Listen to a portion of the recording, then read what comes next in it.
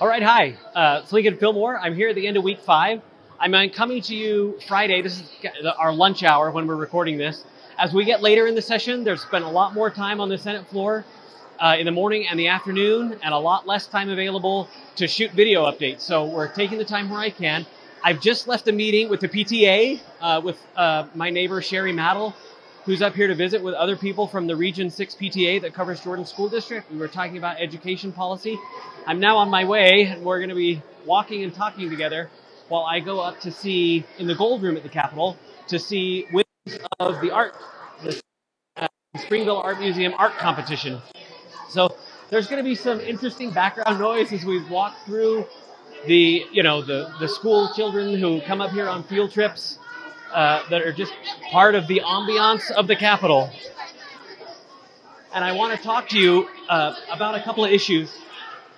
But before I do, I want to thank people who have come up today. I already mentioned Sherry Maddle, but the Nielsen family was up today with a 13-year-old daughter who's really interested in law and politics. It was great to talk to them. I've been communicating with them over email some, but it was great to have them here in person today. And Brent Chapman was up earlier this week. Yesterday, we met with a group of students from Bingham High School who were up at the Capitol to talk to me about the impact of vaping and tobacco use among teens that they see at school. We talked about maybe some policy considerations for that. All right, we've moved locations here. I'm in the Senate Lounge. This is just off of the Senate floor. It's a place where I meet with constituents when they come or with advocates for certain legislative proposals when they come. Right now, legislative floor time is going on. It's been a very busy day as we work towards getting to the end of the session. So floor time is going on now with debate. I just got back from casting a vote on a bill on medical debt relief that's interesting, but I want to talk to you about a bill that I passed earlier, Senate Bill 174. This is a bill that got some media attention even before it was a bill.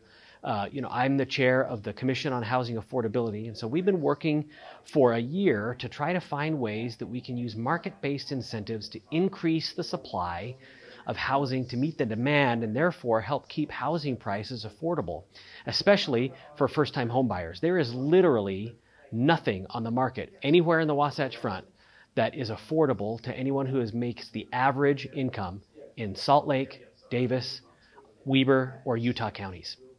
And so that's a problem we're trying to solve. This bill takes the approach of trying to streamline processes so that they're uniform across the state and so that they're predictable for property owners who want to develop their property.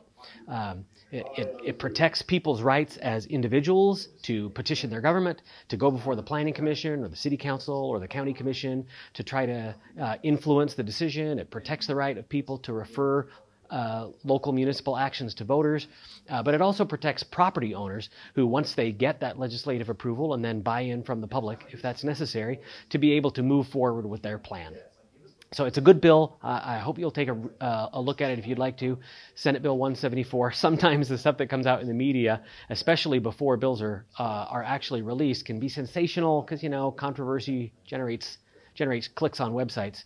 But I think we've landed in a good place. We've got consensus with property rights advocates, the League of Cities and Towns, the Association of Counties, and I'm really pleased to be able to work with those people to bring good legislation that's going to help to decrease home prices and make housing more affordable in Utah. And one final thing, we had a really inspiring moment in the legislature this week when Crystal Bayet came to the legislature to speak to us. The Attorney General brought her here. She is an Afghan refugee at this point. She stood in the streets of Afghanistan fighting the Taliban, fighting for women's rights in Afghanistan. She has had death threats on her and her family. She was able to escape the country with the United States help, and she chose Utah as her home. And she loves it here. She feels welcomed here. She spoke to us about just about the freedom that she no longer takes for granted.